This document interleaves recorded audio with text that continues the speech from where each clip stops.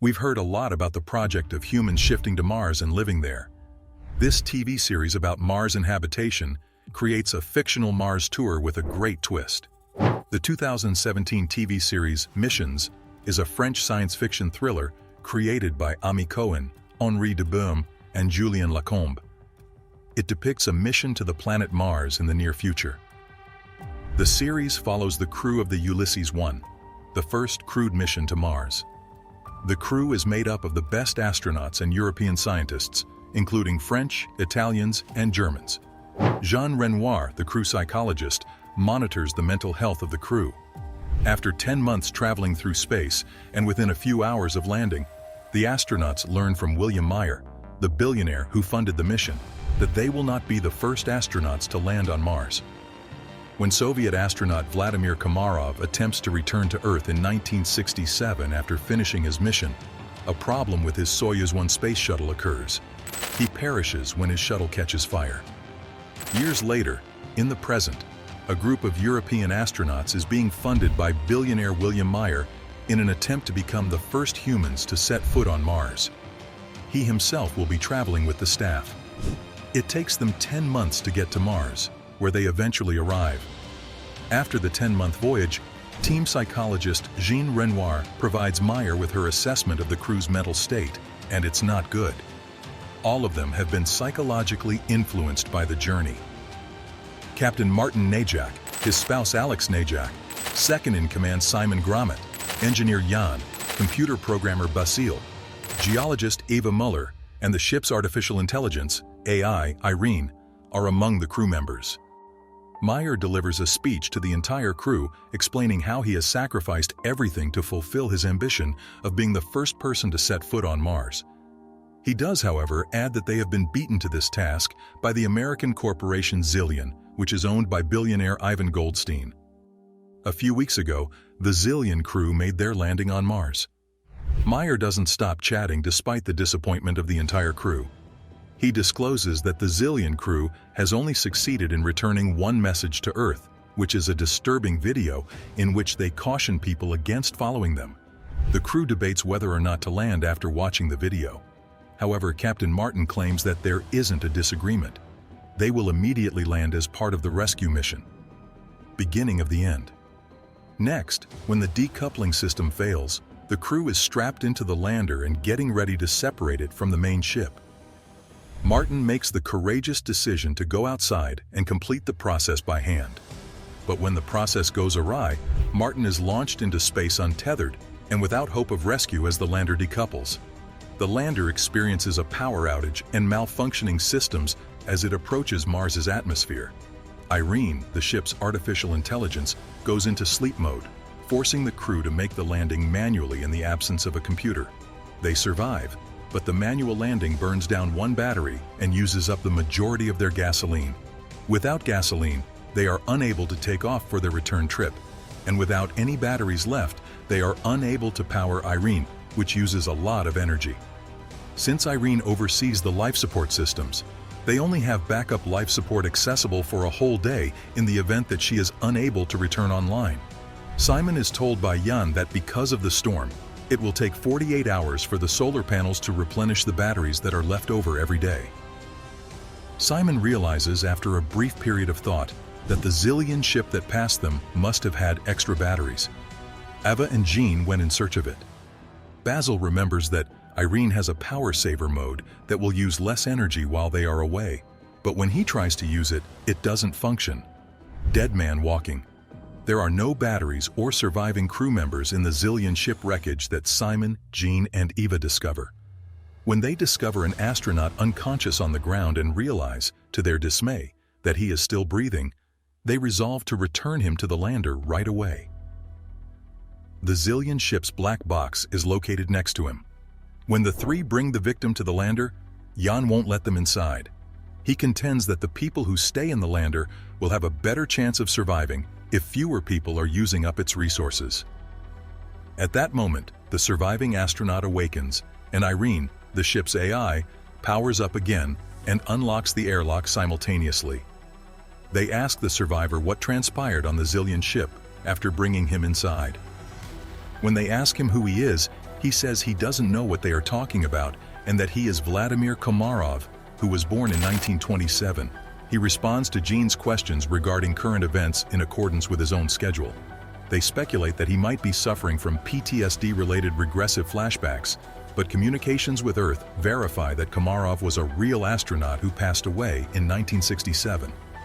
Theories circulated among the crew to try and make sense of the scenario, ranging from Komarov being an extraterrestrial to a time traveler. Gene converses with Komarov while bringing him lunch. She informs Komarov that he passed away many years ago based on official records. He doesn't respond very much to that assertion. Gene suggests that Komarov remain under quarantine. Jan is still worried about the lack of fuel preventing their lander from taking off from the surface, even after over a year of stable life support. Meyer doesn't seem overly concerned. Upon awakening, the crew finds Komarov has managed to get out of his locked quarantine room, put on his spacesuit, and ventured outdoors. While they track him down, Gene, Meyer, Jan, and Simon band up to find him. Human or alien? Analyzing a DNA sample taken from Komarov's body is Alex. She tells the crew over the radio that Komarov is not a human.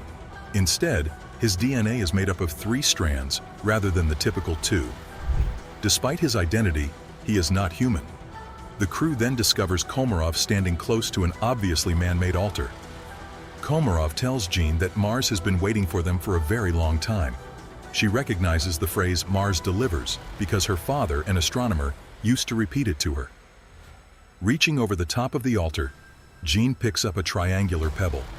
The terminally ill millionaire founder of Zillion, Ivan Goldstein, learns of Komarov, a creature that was evidently born on Mars. His advisors inform him that only artificial intelligence could survive on Mars due to the planet's hostile atmosphere. When Goldstein inquires as to whether this entity might contain the key to his recovery, his advisors respond that it is plausible, but that Komarov must be examined first. After that, Komarov goes back to the lander and claims he doesn't know how he left the isolation cell and made it to the location where they discovered him. Alien shrines. Irene examines the altar and finds that it has the exact same structure as buildings from prehistoric Earth civilizations. According to Gene, this suggests 2 options. This shrine was either constructed by an extraterrestrial who was inspired by human civilizations, or by human civilizations drawing inspiration from them. The European crew is relieved when a second Zillion spacecraft arrives on Mars, believing that the new Zillion crew will assist them in returning home. Meyer's old friend, the ship's captain Gemma, gets in touch with the Europeans to assure them that she will assist them. Meyer states that they should conceal Komarov from the Zillion crew because he doesn't fully trust Goldstein. Edward and Adam, 2 military members of the new Zillion crew, arrive at the lander and act in a highly hostile manner. Meyer grudgingly gives them the first Zillion ship's black box when they demand it. The 2 walk away. Eva, in the meantime, learns that the triangular stone Gene discovered on the altar is an alloy known as orichalcum, which is unique to old Atlantean legends and does not exist on Earth. Moreover, the stone has DNA in it, but not just any DNA. It is an exact duplicate of Komarov's 3-stranded DNA. Meyer claims that Goldstein will demand that the Zillion crew seize Komarov right away if he learns of this. Although not everyone agrees with Jan, he is okay with it because their chances of returning home depend on the Zillion crew's generosity. Gene attempts to question Komarov while he is hypnotized, but he appears to hypnotize her after a short while. Simon dashes to her room as the ship's cameras abruptly stop operating. He discovers Komarov and Gene in a kiss. Gene doesn't recall any of this thereafter. Gemma then shows up with engineer Alan, apologizing for the military personnel's actions.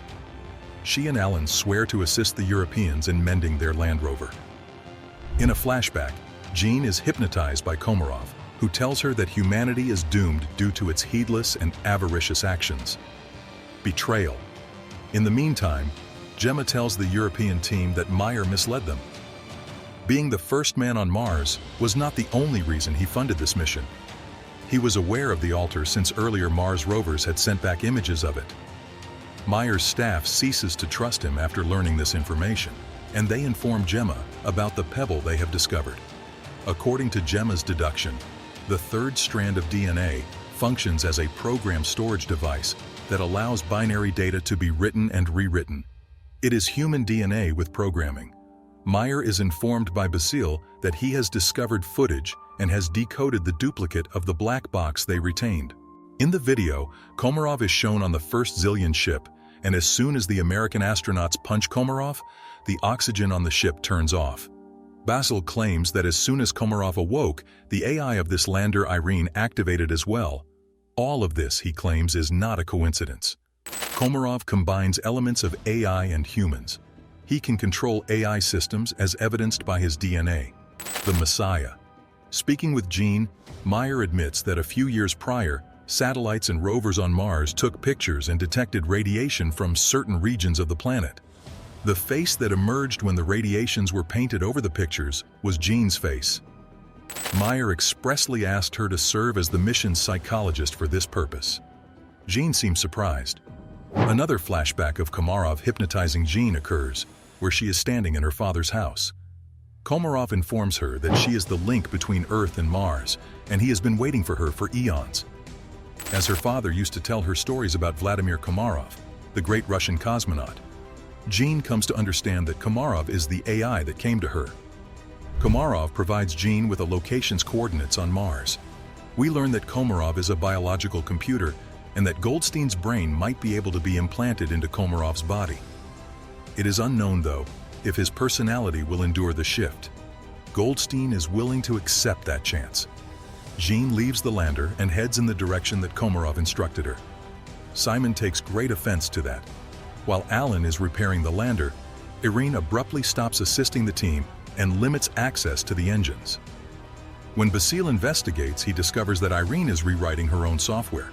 She responds that she cannot disclose who or what is forcing her to do this when he asks. In an attempt to hold on to some of the cards in case the military people return, Simon drags Gemma with him as he searches for Gene. When the military men return to the lander, they attempt to apprehend Komarov, but just as they get close, the ship's lights go out, and he vanishes. Revolutionary findings. Meanwhile, Gene gets her leg trapped beneath a boulder when she tumbles into a crater on her quest. On the lander, Edward begins abusing individuals for information and demands to know where Komarov is. When Komarov shows up, he surrenders.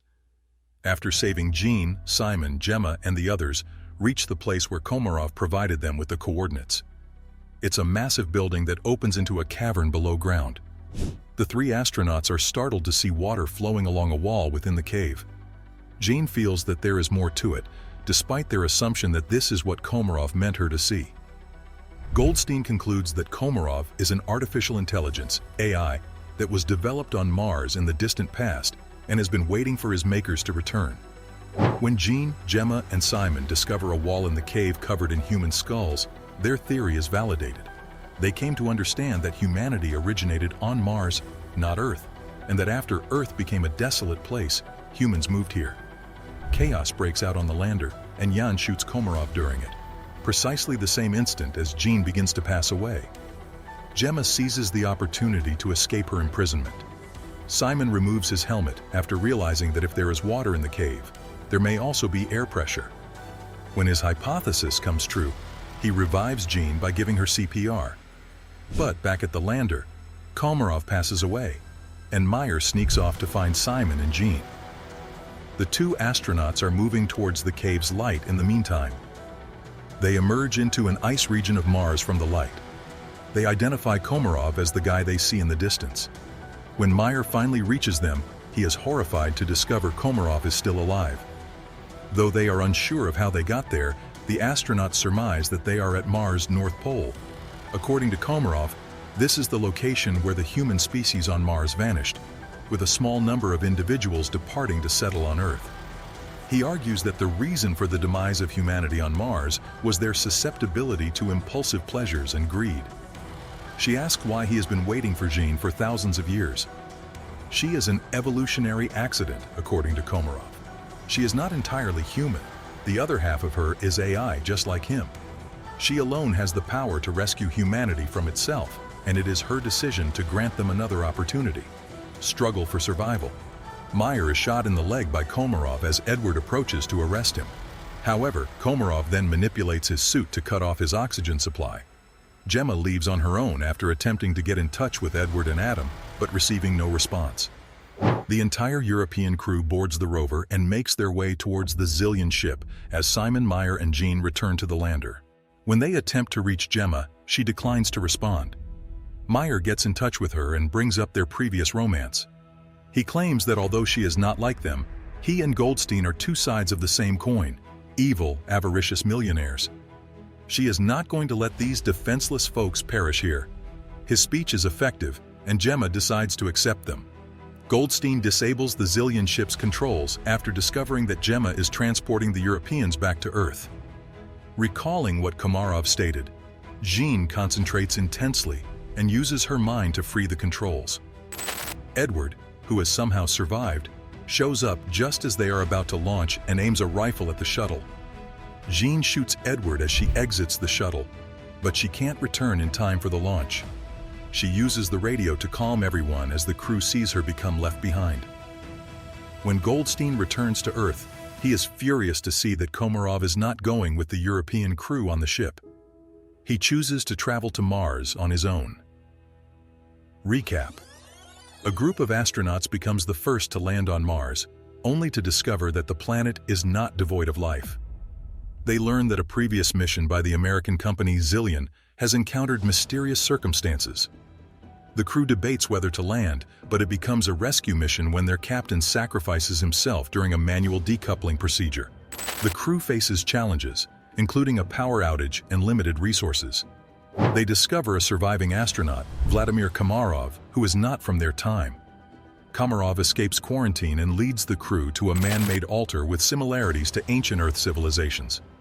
Another Zillion ship arrives, and the crew hopes for assistance in returning home. The mystery deepens as they uncover the possibility of extraterrestrial influence and the potential for a cure to a billionaire's illness. Synopsis. The first manned mission to Mars is now approaching the Red Planet. The crew includes top-flight scientists and a young female psychiatrist responsible for their mental health. But just as they are about to land, something goes wrong.